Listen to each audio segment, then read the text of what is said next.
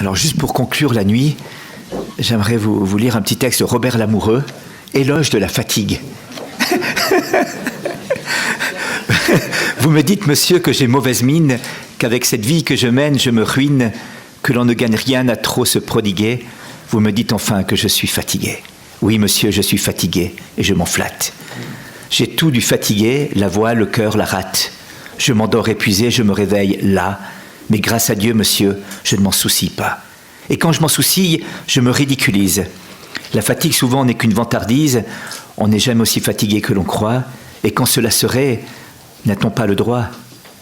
Je ne vous parle pas de sombre lassitude qu'on a lorsque le corps, harassé d'habitude, n'a plus pour se mouvoir que de pâles raisons, lorsqu'on a fait de soi-même son unique horizon. Lorsqu'on n'a rien à perdre, à vaincre ou à défendre, cette fatigue-là est mauvaise à entendre. Elle fait le front lourd, l'œil morne, le dos rond, et vous donne l'aspect d'un vivant moribond.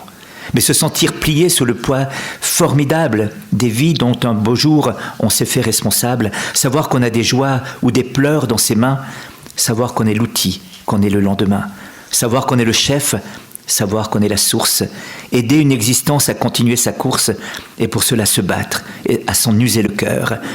Cette fatigue-là, monsieur, c'est du bonheur. Et sûr qu'à chaque pas, à chaque assaut qu'on livre, on va aider un être à vivre ou à survivre. Et sûr qu'on est la route et le port et le gué.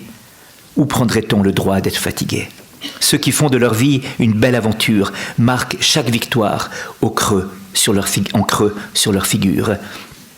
Et quand le malheur vient y mettre un creux de plus, parmi tant d'autres creux, il passe inaperçu. La fatigue, monsieur, c'est un prix toujours juste. C'est le prix d'une journée d'effort et de lutte. C'est le prix d'un labeur, d'un mur ou d'un exploit. Non pas le prix qu'on paye, mais celui qu'on reçoit. C'est le prix d'un travail, d'une journée remplie. C'est la preuve, monsieur, qu'on marche avec la vie. Quand je rentre la nuit et que ma maison dort, j'écoute les sommeils. Et là, je me sens fort. Je me sens tout gonflé de mon humble souffrance. Et ma fatigue alors est une récompense. Et vous me conseillez d'aller me reposer. Mais si j'acceptais là ce que vous me proposez, si je m'abandonnais à votre douce intrigue, mais je mourrais, monsieur, tristement, de fatigue. Voilà, donc il y a une petite fille qui disait à sa grand-maman, toi t'as les rides dans le bon sens. Voilà, donc c'est juste pour consoler ceux qui se sentiraient un petit peu fatigués. Il y a deux fatigues, celle qui accable et qui épuise parce qu'on est tellement centré sur son nombril que finalement on est là de la vie et tout devient lourd. Et puis il y a la fatigue qui naît de l'amour, qui se donne et qui se livre. Celle-ci, je ne sais pas si elle est évitable. J'ai un ami qui est père de 8 enfants et qui me dit, quand des parents me disent qu'ils sont fatigués, je leur dis, mais ça vous étonne ? Vous voulez avoir des enfants sans être fatigué ? Non, la question, c'est pas d'être fatigué ou pas. On sera fatigué, de toute façon, si on se donne. La question, c'est qu'est-ce que je fais de la fatigue ? Et saint Augustin écrivait à une veuve, mère de plusieurs enfants, qui se plaignait un petit peu et lui dit vous savez, quand on aime, on n'est pas fatigué. Et quand on est fatigué, on aime jusqu'à cette fatigue. Voilà. Alors, je ne dis pas qu'il ne faut pas être prudent, c'est pas ce que je veux dire. Mais c'est vrai que ça rejoint un petit peu, vous voyez, ce qu'on dit là sur cette souffrance, cette épreuve, ces difficultés dans lesquelles nous sommes. Comment rentrer ? Quel regard poser ? Nous étions hier avec Thérèse de l'Enfant Jésus, on terminait avec Thérèse de l'Enfant Jésus en se disant mais finalement la vraie question de nos existences, la vraie question de nos vies, la vraie chose c'est quelle relation j'ai avec Jésus, quelle relation j'ai avec le Père, comment je vis en enfant de Dieu. Est-ce que je crois, vous vous souvenez la tentation de Jésus au désert, mais est-ce que ton Père assume ou pas ? T'as vu ce qu'il te fait ton Père ? Il dit qu'il t'aime, il t'a envoyé l'Esprit Saint et il te pousse au désert castagner avec le malin. Ça va pas, ça, c'est pas possible. Hein, les Seychelles, les Bahamas, les Maldives, cocotiers, plage, petit whisky, vodka orange, fantastique. Mais le désert et la castagne, c'est quoi pour un père ? Tu l'appelles père toujours ? Moi, je l'appellerais, je sais pas, parrain. Je sais pas quoi, mais enfin, qu'est-ce que c'est comme relation que vous avez là. Et tout le travail, c'est au cœur même de cette difficulté, au cœur même de ces circonstances difficiles, au cœur même de cette épreuve, de continuer à dire « Abba, Père ». Comme Jésus le disait sur la croix, « Père, pardonne, Père, entre tes mains, je remets mon esprit ». Et il nous rejoint au milieu avec ce « Mon Dieu, mon Dieu, pourquoi m'as-tu abandonné ?» pour que tous ceux qui ne sont pas encore rentrés dans cette intimité puissent, avec lui le crucifié, avec lui avancer vers ce chemin-là. Du coup, il y a ce regard sur le Christ en croix qui s'abandonne entre les mains du Père, non pas comme un désespéré qui se croit abandonné, mais comme un fils confiant qui s'abandonne. Il y a un abandon, vous voyez, c'est pas le même. Je ne suis pas abandonné par Dieu.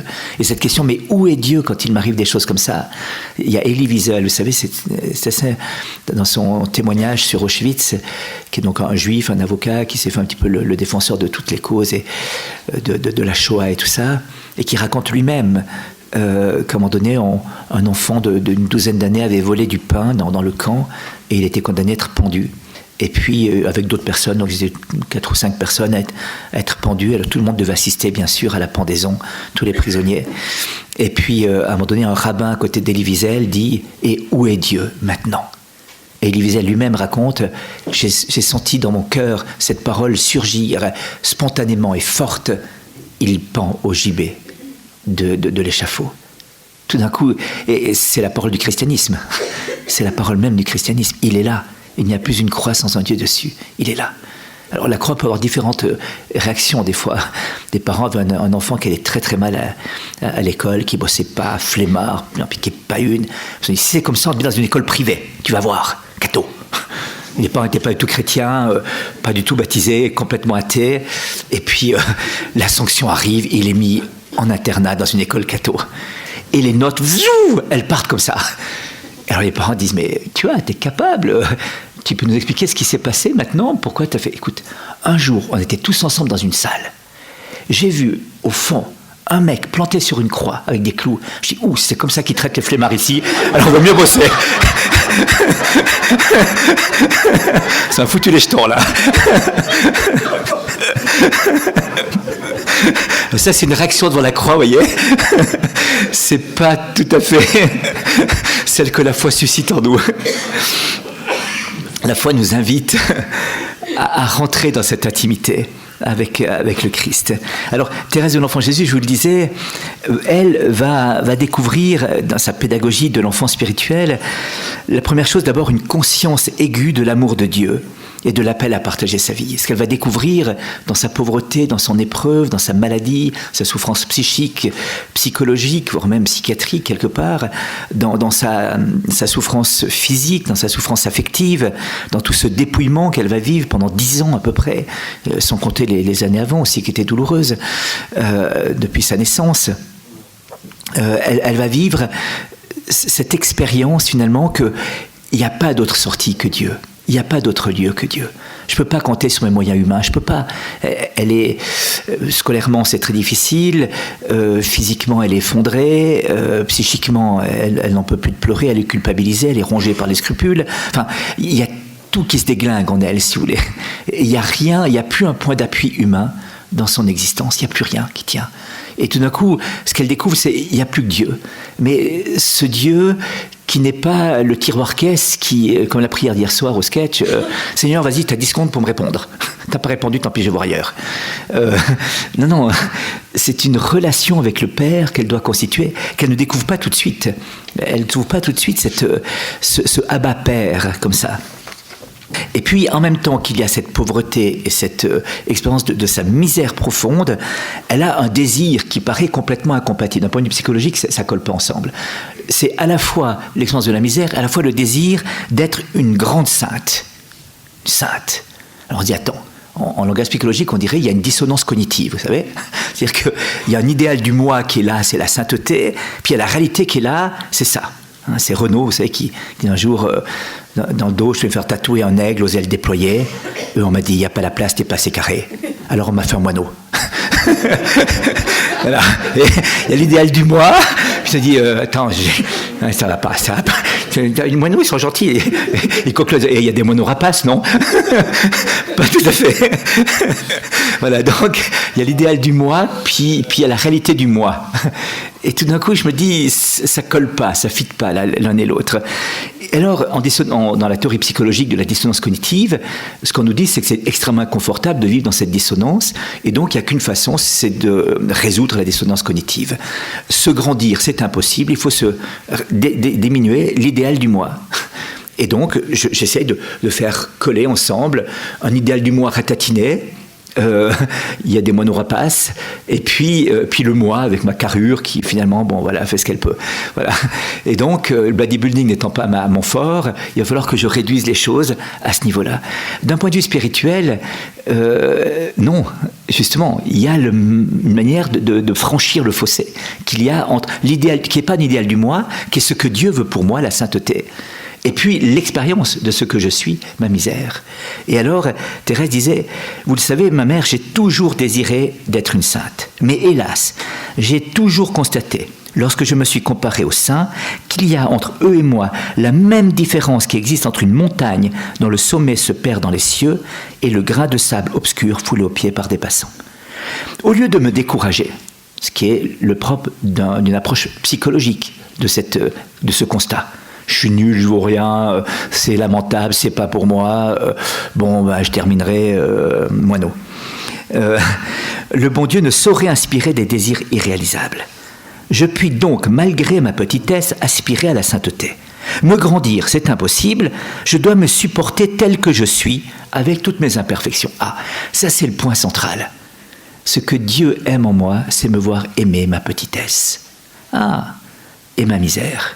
Me supporter tel que je suis. Ce qui est pas déjà, quand les autres doivent nous supporter tel que nous sommes, c'est déjà un grand travail. Mais quand moi-même je dois me supporter tel que je suis, parce qu'on se connaît au bout d'un moment, on se voit, puis on se dit, attends, ça c'est toi, ouais, c'est toi. Et là on se dit, il y a quand même un sacré job à faire. Hein. Se supporter tel que nous sommes, avec toutes mes imperfections, toutes, y compris celles que j'essaye de cacher, et celles que je ne veux pas voir. Ce qu'on appelle le déni, vous savez, le déni de la réalité. Et quand les autres mettent le doigt dessus, ça fait très mal quand on est dans le déni. T'as pas le droit de toucher là. Hein, c'est les vieux dossiers, les vieux trucs, pile à l'endroit où ça fait mal. C'est la feuille sur... quand c'est des bras raccourcis, que c'est ça, hein, qui a mangé trop de fondue, puis qui arrive sur le foie, puis paf, juste un endroit où ça fait mal, ouais, c'est ça. Voilà, donc on touche exactement au bon endroit. Alors, elle dit, mais je veux chercher le moyen d'aller au ciel par une petite voie bien droite, bien courte, une petite voie toute nouvelle. Alors là, elle cherche, elle dit, tiens, elle fait travailler son intelligence, elle fait travailler toutes ses capacités, elle se dit, comment faire ? Et Dieu lui parle de manière très concrète, nous sommes dans un siècle d'invention. Maintenant, ce n'est plus la peine de gravir les marches d'un escalier. Chez les riches, un ascenseur le remplace avantageusement. Moi, je voudrais aussi trouver un ascenseur pour m'élever jusqu'à Jésus, car je suis trop petite pour monter le rude escalier de la perfection. Alors j'ai recherché dans les livres saints, le monde, la technique, la science, les livres saints. On prend tout ce qui nous passe sous la main pour essayer de trouver une synthèse et dire, mais comment Dieu me parle ? Et c'est très beau aussi dans la pédagogie divine. Dieu me parle dans la réalité. Dieu me parle à travers les événements, les circonstances, les rencontres. Voyez, hein, donc elle voit un ascenseur, elle voit la parole de Dieu, elle dit comment mettre ensemble l'ascenseur et la parole de Dieu. Et c'est là que l'Esprit Saint va jouer un petit peu son rôle. Je découvris dans la sagesse éternelle, si quelqu'un est tout petit, qu'il vienne à moi. Ah, ça me concerne. Si tout petit, c'est moi. Alors je suis venu, devinant que j'avais trouvé ce que j'ai cherché et voulant savoir, ô mon Dieu, ce que vous feriez au tout petit qui répondrait à votre appel. Voilà, donc je suis tout petit, il dit viens à moi, j'y vais. Ça c'est aussi pas mal, je réponds tout de suite. Ok, je suis là, présent, j'y vais. Qu'est-ce que tu vas faire avec les... Ensuite, qu'est-ce qui se passe quand le tout petit vient vers lui ? Et j'ai continué mes recherches et j'ai trouvé, comme une mère caresse son enfant, ainsi je vous consolerai, je vous porterai sur mon sein, je vous balancerai sur mes genoux. Ah, jamais paroles plus tendres, plus mélodieuses ne sont venues réjouir mon âme. L'ascenseur qui doit m'élever jusqu'au ciel, ce sont vos bras, ô Jésus. Pour cela, je n'ai pas besoin de grandir. Au contraire, il faut que je reste petite, que je devienne de plus en plus. Ô mon Dieu, vous avez dépassé mon attente et moi, je veux chanter vos miséricordes.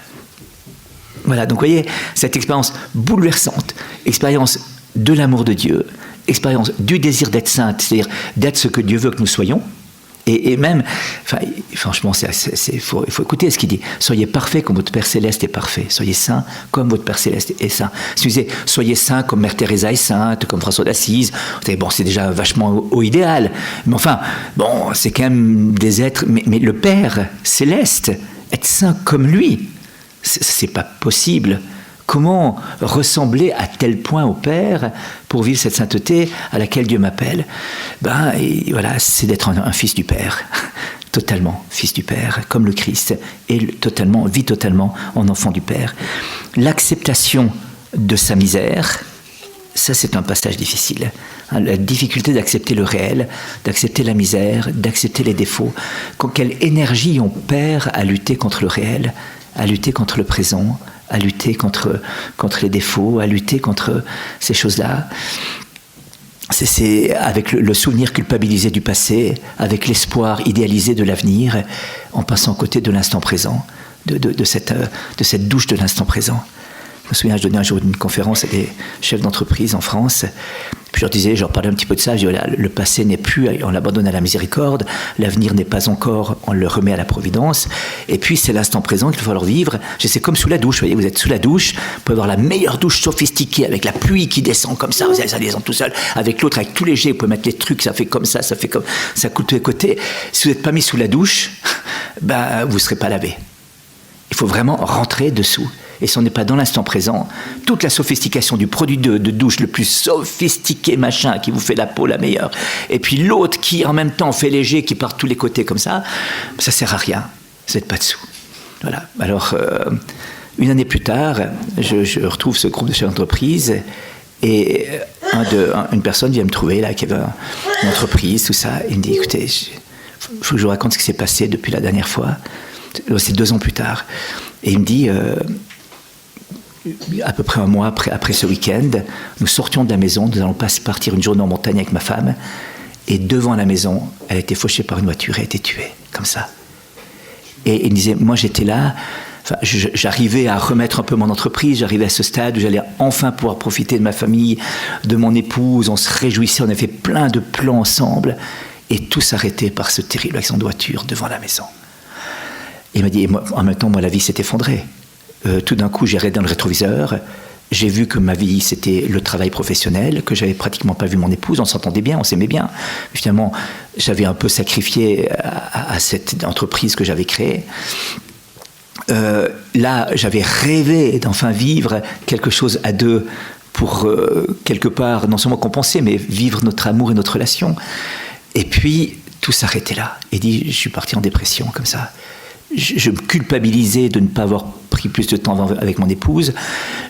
J'avais toutes les planifications, j'allais relire nos planifications de voyage qu'on avait écrites et tout ce qu'on voulait faire qui n'aurait plus jamais lieu. Jusqu'au jour où je me suis mis sous la douche. Et tout d'un coup, quand l'eau m'est tombée dessus, j'ai dit la douche. Je ne vis plus dans l'instant présent. Je suis dans le passé des souvenirs. Je suis dans l'avenir du rêve et je ne vis plus l'instant présent. Et il dit, c'était le déclic. Comme ça, j'ai pensé à votre histoire de la douche. Et tout d'un coup, j'ai renoncé au passé, j'ai renoncé au rêve. Et je dis, maintenant, je vis pour mes enfants aussi, pour moi. Mais, et il dit, je suis remonté, mais de manière incroyable. Et vous me voyez là, en pleine forme. Comme ça, parce que la douche m'a réveillé. Vous voyez, donc, l'instant présent, hein, c'est ce lieu-là. Et dans cet instant présent, ça exige de creuser la réalité de l'instant présent. De creuser, de faire un bilan de compétences sur ce que je suis. C'est peut-être pas brillant, enfin, vous voyez, pas chez un coach nécessairement, mais voilà. C'est-à-dire, sous le regard de Dieu, qu'est-ce que tu es ? La réponse, elle s'éclaire. Habituellement, avec le bon Dieu, t'es rien. Non pas psychologiquement, non pas quelque chose qui m'accablerait en disant mon Dieu, je vaux rien. Pas ça, non. Tu es quelqu'un, tu es mon fils bien-aimé, tu vaux tout le prix du sang du Christ, mais en même temps, sans moi, tu es rien. Ton être dépend de moi. C'est-à-dire que comme l'ampoule n'éclaire pas s'il n'y a pas d'électricité, si toi tu n'es pas branché sur moi, tu seras une ampoule, mais sans lumière. Tu as besoin d'être branché sur moi en permanence. C'est ce que Jésus expliquait à Sainte Catherine de Sienne. Regarde celle que tu es celle qui n'est pas. De nouveau, c'est pas psychologique, c'est ontologique. C'est l'être même. Et regarde qui je suis celui qui est. Si tu veux vivre, reste dans cette lumière-là et dans ce branchement-là. Autrement, tu passeras à côté, voyez-vous. Alors, beaucoup de temps, on passe beaucoup de temps à se dire, oui, mais qu'est-ce que je suis ? Un petit peu, pas grand-chose. Enfin, ouais, mais enfin, non, mais enfin, c'est pas... Non, laisse tomber, quoi. Rien. Du coup, tout de suite, la seule préoccupation, c'est pas essayer de faire nous-mêmes notre bilan de compétences par rapport à ça, c'est de se dire, mais comment me brancher ? Mon seul souci, c'est comment rester branché. Toute mon énergie, toute mon intelligence, tout mon effort va consister à rester branché, à ne pas quitter le branchement. Voilà, donc acceptation de sa misère et l'intelligence de la sainteté. La sainteté n'est pas dans telle ou telle pratique. Elle n'est pas dans le fait de réussir à jeûner 18 fois par semaine au pain et à l'eau. Elle consiste en une disposition du cœur qui nous rend humbles et pauvres devant Dieu, conscients de notre faiblesse, de notre néant, et confiants jusqu'à l'audace en sa bonté de Père. C'est exactement ce que je vous dis. Et vous, je pense que la sainteté n'est pas dans une pratique, elle est dans une relation. Elle est toujours dans une relation. Elle n'est pas dans une pratique. Et ça, voyez-vous, on se dit, mais est-ce que je prie mal? Qu'est-ce que je fais? Mon Dieu, il n'écoute pas, il n'est pas là. Pas tout à fait comme ça. Pas tout à fait comme ça. Le bon Dieu est là. Quelle est ta relation avec Dieu? Quelle image tu as de Dieu? Quelle intimité tu as avec le bon Dieu?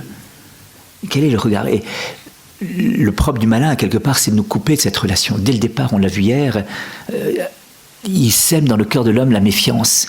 Ton Dieu, fais gaffe, fais gaffe. À mon avis, il n'est pas clean, le mec, là.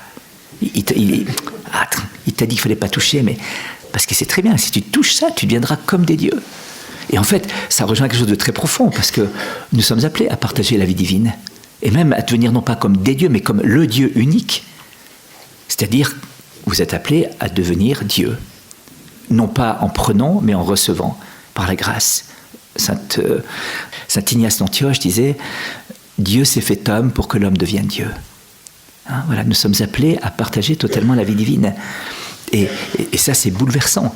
Mais de nouveau, si vous voulez, de l'arbre beau du jardin, de la connaissance du bien et du mal, nos premiers parents ont vu un fruit qui semblait beau à voir et bon à manger, ont mis la main dessus, se sont servis et sont morts. Et la revanche de Dieu, c'est d'un arbre mort, avec un fruit qui n'a ni beauté ni éclat pour attirer nos regards. C'est-à-dire de la croix avec le Christ défiguré dessus. Quand nous le recevons comme pain de vie, en tendant la main et non pas en prenant avec la main, eh bien, nous devenons Dieu. Nous retrouvons la vie. Nous ne mourrons pas, mais nous vivons. Voilà, l'Eucharistie, c'est l'anti-péché originel, si j'ose dire. On ne peut comprendre le péché originel que parce qu'il y a l'Eucharistie après. Autrement, ça ne se comprendrait pas. Voilà. Et donc, Thérèse va faire cela. Quelle vision est-ce que j'ai de Dieu? Comment je vois Dieu? Elle a une religieuse qui s'appelle Sœur Fébronie de la Sainte Face. De nouveau, ces noms qu'on porte que dans le monastère, parce que si on sort du cloître, ça fait drôle. Voilà. Et puis, et alors, qui est atteinte de maladie, et puis qui dit à Thérèse, je vais mourir et je vais partir au purgatoire. Puis Thérèse dit, alors vous êtes bien bête ma sœur, moi je préfère aller au ciel tout de suite. Et puis elle dit, oui moi aussi quelque part, mais enfin ma pauvreté, mon péché, devant la justice de Dieu, qu'est-ce que dit Thérèse, vous voulez la justice de Dieu, vous l'aurez. Voilà, vous voulez la justice de Dieu, vous aurez la justice de Dieu, l'âme reçoit exactement ce qu'elle attend de Dieu. Moi, dit-elle, je préfère la miséricorde de Dieu. C'est beaucoup mieux. Quelque temps plus tard, la chère sœur Fébronie de la Sainte Enfance, meurt et voilà, on l'enterre gentiment. Et un mois plus tard, Thérèse, c'est un miracle, reçoit la visite de cette sœur Fébronie durant sa nuit. Et sœur Fébronie lui dit, et Thérèse rapporte comme ça à sœur Marie de Gonzague, « Ô ma mère, ma sœur Fébronie est venue cette nuit me demander que l'on prie pour elle. Elle est donc au purgatoire sans doute, pour n'avoir pas assez compté sur la miséricorde du bon Dieu. Par un air suppliant et son regard profond, elle semblait me dire « Vous aviez raison.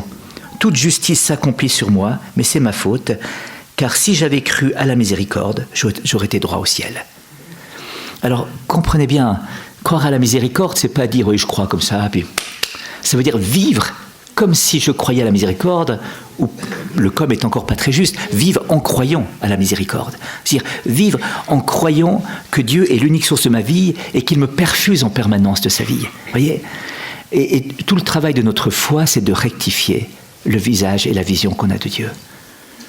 On a différentes religions au monde, et finalement, quel est le vrai visage de Dieu ? L'homme sait qu'il est fait pour Dieu. L'homme sait qu'il a son cœur qui est fait pour Dieu. Et donc, je le chercherai en permanence. Dès l'origine de l'humanité, c'était la recherche de Dieu. Et c'était alors une chose très intéressante. Il y a un anthropologue et ethnologue autrichien, enfin deux, un s'appelait Wilhelm Schmidt et l'autre c'est Lang, qui ont travaillé sur ces questions-là au début du XXe siècle, avec des documents les plus anciens qu'ils ont retrouvés. Et c'est très touchant d'ailleurs parce que la vision que les civilisations les plus primitives avaient de Dieu était une vision lumineuse. Un Dieu d'amour, un Dieu que la plupart appelaient Père, un Dieu qui aimait les hommes, un Dieu même qui avait partagé un moment la vie des hommes sur la terre, puis les hommes avaient dit « casse-toi ». Et donc, il était parti parce qu'on ne le voulait pas. Enfin, il y avait plein de choses comme ça. Dans les civilisations les plus antiques, la vision de Dieu est lumineuse. Et il a fallu, après, pour casser cette idée-là, un sociologue qui s'appelle Durkheim, Émile Durkheim, qui va partir de l'esprit de Darwin sur l'évolution des espèces, en se disant, finalement, pour l'idée religieuse, par analogie, on a dû partir d'un polythéisme primitif, d'un manisme, d'un totémisme, d'un magisme, enfin, de toutes les formes un peu archaïques de religion, pour arriver à un monothéisme ultime qui va être le judéo-christianisme et l'islam. Voilà. Et donc, il va partir d'une évolution, d'une purification progressive, comme du chimpanzé qui se grattait, on est arrivé à l'homme, eh bien, croit-on, eh bien, on est arrivé d'un dieu avec des têtes d'éléphant, je sais pas quoi, au dieu du monothéisme, jusqu'au dieu dont on n'ose pas même représenter le visage, qui est l'apothéose, qui est le dieu de l'islam. C'est faux, historiquement parlant, c'est faux. Ça, c'est une élucubration idéologique. Émile Durkheim a tort, et d'ailleurs il s'est rendu compte lui-même pour deux raisons. La première, c'est qu'il s'est tué quand il a vu les travaux de Lang et de Schmitt, et puis qu'il était très embêté dans les années 30 quand il a vu ça. Et puis la deuxième chose, c'est qu'on a découvert à sa mort qu'il avait une armoire pleine de documents qui était fermée à clé, dans laquelle il y avait toutes les preuves que ce qu'il disait était faux. Donc, et qui avait caché délibérément les preuves qui attestaient ce que disaient Schmitt et Lang, et qui contestaient sa théorie à lui de l'évolution des religions. Voilà. Donc, vous voyez, il y avait ça, mais n'empêche, il n'y a pas que les autres païens, nous aussi on est des païens parfois. Quelle vision on a de Dieu ? Le père Fouettard, on en parlera tout à l'heure à l'homélie, c'est avec Abraham et son fils Isaac. Quelle vision est-ce que j'ai de Dieu ? Est-ce que je crois vraiment que ce Dieu est miséricorde ? Quand Thérèse dit croire, Dieu sera pour nous ce qu'on veut qu'il soit, ça va nous chercher très très loin dans les replis les plus profonds de notre foi. Est-ce que j'adhère à ça ? Est-ce que je crois que c'est ça ? Au début du carême, il y a ce texte bouleversant. Vous savez, c'est dans le prophète Isaïe. Dieu dit « Vos sacrifices, j'en ai marre. Vos viandes qui coulent avec son sang qui coule, j'en ai marre. Vos graisses qui puent, on le remonte jusqu'à moi, j'en peux plus. Je suis dégoûté. Arrêtez, c'est pas ça que je veux de vous. Ce qui me plaît, c'est pas ces sacrifices-là, c'est un cœur contrit, c'est voilà, un cœur qui fait miséricorde. Ah, ça me plaît. Un cœur qui aime son... Ah, alors là, c'est bien. Un cœur qui fait justice aux autres. Ouais, alors là, c'est bon. Et vous voyez, tout d'un coup, on est là. Je me souviens toujours d'une scène que j'ai vécue un jour. C'était un couple un peu en difficulté comme ça, et puis... elle disait, mais tu fais pas attention à moi, il n'y a pas de délicatesse, il n'y a pas de geste. Alors lui dit, mais écoute, par exemple, pour ton anniversaire, je t'ai offert une machine à café, la plus sophistiquée, les Nespresso n'existaient pas encore à l'époque. Le gros truc, vraiment, c'est moi qui ai été acheté, j'ai pas envoyé quelqu'un acheter. Enfin, j'ai fait l'effort, j'étais là, je l'ai amené. Et sa femme le regarde et dit, oui, et moi je bois jamais de café. Alors vous êtes là au milieu, vous dites, ouh, prenez le capuchon. Ouh. Alors bien sûr, elle faisait le café de son mari après le repas, c'est vrai. Ce qui est un peu...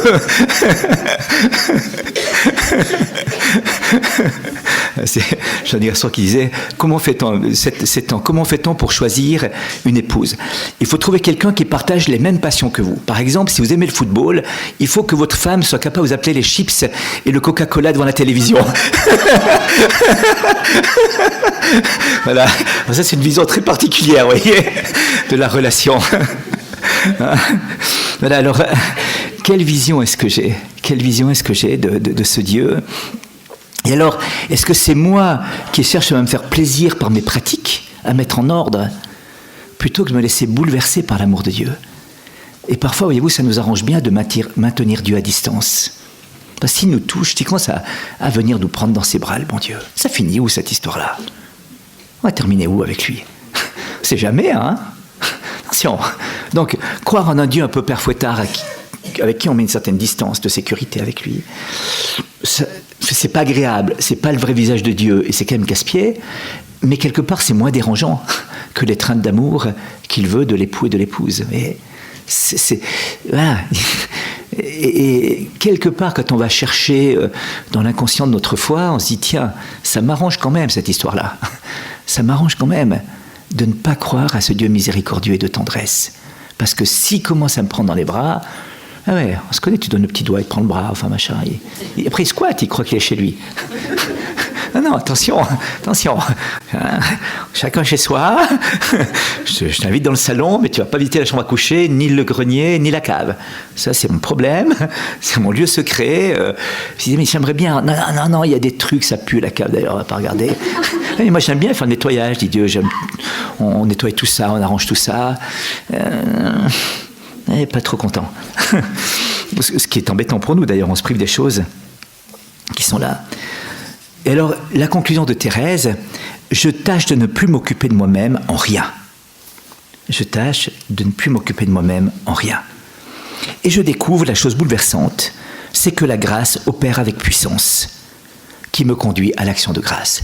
Tout d'un coup, je découvre que se déploie dans ma faiblesse, que se déploie en raison même de ma faiblesse, que se déploie en raison même de ma misère, que se déploie en raison même de ma fêlure et de ma blessure, se déploie la puissance de Dieu dans la faiblesse. Ce que saint Paul dira aux Éphésiens, la grâce de Dieu, la puissance de Dieu agissant en moi est capable de faire en moi bien au-delà, infiniment au-delà de tout ce qu'on peut demander ou envisager. Cette phrase, elle est bouleversante. Et quand à un moment donné, ce cher Paul dit à Dieu, j'ai demandé par 3 fois, Seigneur, d'enlever les chartes que j'avais dans la chair. Ce truc qui nous embête, qui colle, qui traîne, qui est ridicule, qui est stupide, que les autres n'ont pas, puis c'est moi qui l'ai, là, voilà. Puis pourquoi moi ? Et puis si j'avais au moins un autre problème que celui-ci, ce serait plus facile, mais j'ai ce problème-là. Et Dieu dit non. Non. Ma grâce te suffit. Ma puissance se déploie dans ta faiblesse. Alors saint Paul, plutôt que de rouspéter, se dit, bon, très bien. Eh bien désormais, je mets ma gloire et mon honneur et mon orgueil dans ma faiblesse.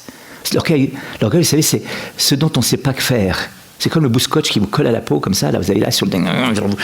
Ça, il est collé la masse. Et il colle toujours quelque part. Et on ne sait pas où le coller, sur le bout de scotch. Il y a un endroit, c'est sur notre misère. Vous collez l'orgueil sur votre misère.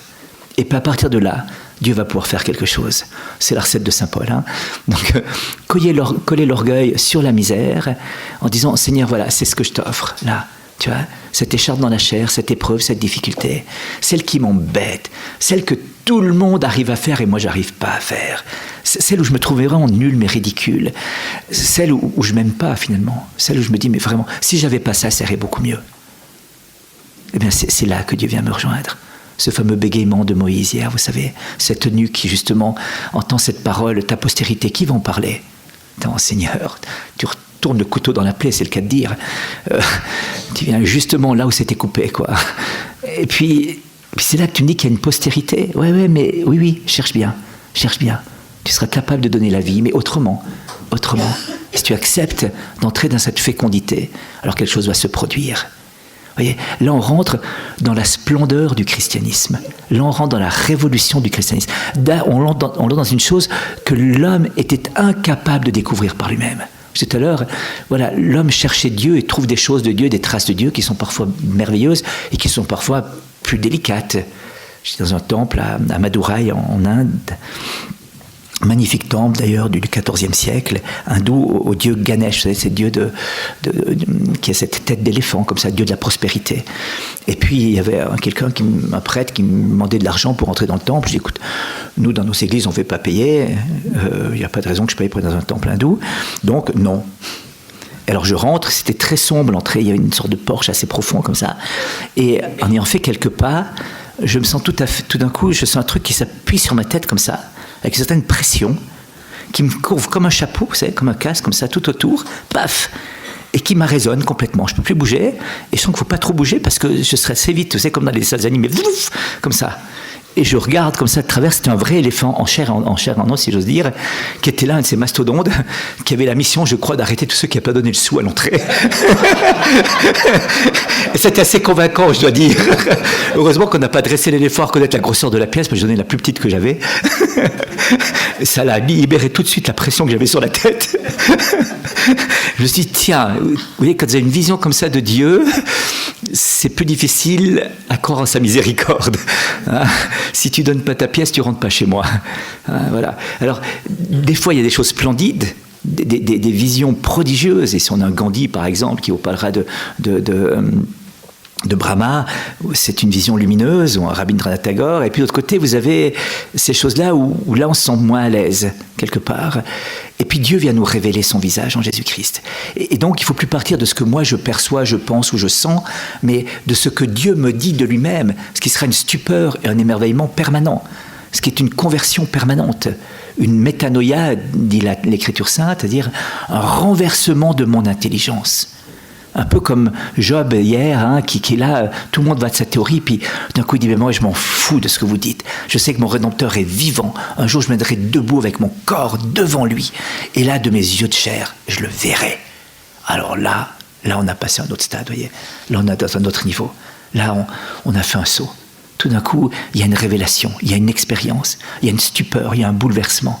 Et là, je rentre dans une intelligence du visage de Dieu qui permet alors, à ce moment-là, de faire ce que Thérèse a fait, de m'abandonner totalement entre les bras du Père, de ne plus craindre quoi que ce soit, quand bien même c'est difficile. Je demande que la grâce d'aujourd'hui. Ma mère, je ne peux pas vivre si je pense à la seconde qui suit, dira-t-elle, car c'est trop lourd à porter. Mais rien que pour aujourd'hui, je demande la grâce. Et ce magnifique poème de Thérèse de l'Enfant Jésus, rien que pour aujourd'hui, où elle s'intéresse que à ce que Dieu pense d'elle. Alors, comment va-t-elle le découvrir? C'est assez intéressant, comme le bon Dieu a sa pédagogie. Un jour, dit-elle, le jour de sa prise d'habit, elle rencontre sœur Saint-Vincent de Paul, et qui voit la petite Thérèse en disant « Oh, quelle belle figure de prospérité! Elle est bien forte, cette grande fille. Oh, qu'elle est grosse !» Ah bon, dit Thérèse, merci pour le compliment. Je m'en allais tout humilié du compliment, quand sœur Madeleine m'arrête devant la cuisine et me dit « Mais qu'est-ce que vous devenez donc, ma pauvre petite sœur Thérèse de l'Enfant Jésus? Vous maigrissez à vue d'œil. Si vous y allez de ce train-là, avec cette mine qui fait trembler, vous ne suivrez pas très longtemps la règle. » Je ne pouvais plus revenir d'entendre l'une après l'autre des appréciations si opposées. Depuis ce moment-là, je n'ai plus du tout attaché d'importance à l'opinion des créatures. Et cette impression s'est tellement développée en moi qu'à présent, les blâmes, les compliments, tout glisse sur moi sans laisser la plus légère empreinte. Et donc la pédagogie de Dieu, elle est assez intéressante. Ça dit, oh là là là là, là ça commence à prendre du poids la petite. Et puis juste après, oh mais voilà. Eh ben très bien. Alors moi je m'intéresse à ce que Dieu pense de moi, à ce qu'il me demande de faire, à ce qu'il me demande de vivre. Voilà. Et puis ça c'est l'essentiel. Hein, et donc. Et de se servir de toutes les choses à ce moment-là pour grandir dans cette sainteté, pour grandir dans cette intimité avec Dieu, pour grandir dans ce cœur à cœur avec Dieu. Voilà, ça c'est vraiment le génie du christianisme, ça c'est vraiment le cœur du christianisme. Dieu n'est pas venu comme un magicien éliminer les épreuves et les difficultés, il n'est pas venu comme un dictateur et un potentat me dire vas-y encaisse et puis tu verras bien, ou subis les choses, une sorte de fatalisme, la religion du fatum qui était très marquée dans l'Antiquité, notamment dans l'Antiquité romaine, et aussi dans le karma hindou, si vous regardez, c'est ça. Hein, tu vas subir ton karma, et si tu fais quoi que ce soit pour essayer de te révolter là contre, attention, ça va être difficile dans la réincarnation suivante. Hein, et c'est pour ça qu'un des chocs, quand Mère Teresa s'est occupée des pauvres là-bas, c'était que quelque part, elle allait entraver leur karma. Mais quand une personne est prise en train de mourir, ou comme disait un jour un mourant à Mère Teresa, j'ai vécu comme une bête et je meurs comme un ange. Quand on voit ces gens qu'on ramasse sur les tas d'ordures avec les vers qui ont déjà tout rongé le dos et qu'on les amène et qui meurent avec un sourire sur les lèvres parce que vous les avez aimés en à peine quelques heures, parce que c'est tellement déjà pourri comme corps que voilà. Vous dites que son karma, il s'en fout, le mec, vous comprenez ? Ce qu'il veut, c'est ce regard d'amour et ce geste de tendresse. Au fond, c'est des théories, tout ça. Ce qu'on veut, c'est l'amour. J'étais assistant en sociologie des religions à Genève et j'ai eu l'occasion de faire un voyage en Inde comme ça. Et on a fait le tour de plusieurs monastères. Et on m'a raconté tout ce que j'avais déjà lu dans des livres. Donc j'ai rien appris dans les monastères, si ce n'est la pratique et le voir de mes yeux. Mais là où j'ai appris quelque chose, c'était au bord du Gange. On était à Varanasi, à Bénarès, et il y avait deux dames très pauvres qui étaient en train de jeter des cendres dans le Gange, et avec notre ami indien qui était là, elle leur pose la question en disant qu'est-ce que vous faites? Elle dit c'est les cendres de notre sœur qui vient de décéder, on a fait un long voyage pour les mener vers le Gange, et puis on lui dit et votre sœur, elle est où? Ah, elle est avec Dieu. Ah bon, avec Dieu, mais lequel? Parce que vous avez dit qu'elles allaient 3 fois par jour au temple, une fois chez Ganesh, une fois chez Vishnu, une fois chez Shiva. Elles disaient, ah mais chez l'unique Dieu, il n'y a qu'un seul Dieu, vous savez. Il n'y a qu'un seul Dieu. Ah bon, d'accord, tiens, la première chose. Oui, mais votre sœur ne va pas se réincarner. Ah, si elle avait été méchante, peut-être, mais elle était très gentille, notre sœur. Donc on dit, mais alors, pour vous, pourquoi on est sur Terre? On est sur Terre pour aimer, faire le bien, aller revoir Dieu en face. Aucun moine ne m'avait dit ça, jamais. C'est ces 2 dames illettrées au bord du Gange qui m'avaient dit toute la révélation de la foi, la splendeur de la foi, la lumière de la foi. On est sur terre pour aimer, faire le bien et aller voir Dieu en face. C'est prodigieux. Et là, d'un coup, vous dites, oh, voilà, là, il y a une fulgurance. Là, il y a une expérience existentielle de Dieu. Là, il y a une vraie mystique, une authentique mystique. C'est-à-dire, ils ont découvert dans leur cœur qui est Dieu. Et les autres me disaient, attends, c'est pas l'âme qui transmigre, c'est la somme des actes positifs et négatifs. Il n'y a pas d'âme. Le but, c'est le grand néant. Et c'est rentrer dans le grand tout, plutôt où on se dissout complètement dans l'unique tout. Oui, ça j'avais lu dans les bouquins, mais cette relation personnelle avec Dieu que je vois face à face, cette relation de Job, cette relation de tous les saints, alors ça transfigure tout, vous voyez. Alors, rentrons dans cette intelligence du mystère de Dieu et comprenons que le Dieu qui est avec nous, c'est un Dieu qui prend la chair de l'homme, qui se fait un avec nous, qui marche avec nous, qui ne nous lâche pas, qui épouse la souffrance de l'homme, qui va jusqu'au bout. C'est pas un Dieu qui fait une théorie sur la souffrance, c'est un Dieu qui l'a vécu jusqu'au bout. Et qui désormais assume toutes les croix et les épreuves de l'humanité et les transfigure par sa présence. Et c'est ça le christianisme, voyez-vous. Et c'est ça qui va transfigurer le monde aussi. Parce qu'on est appelé à faire ce que le Christ fait pour les autres aussi. Amen.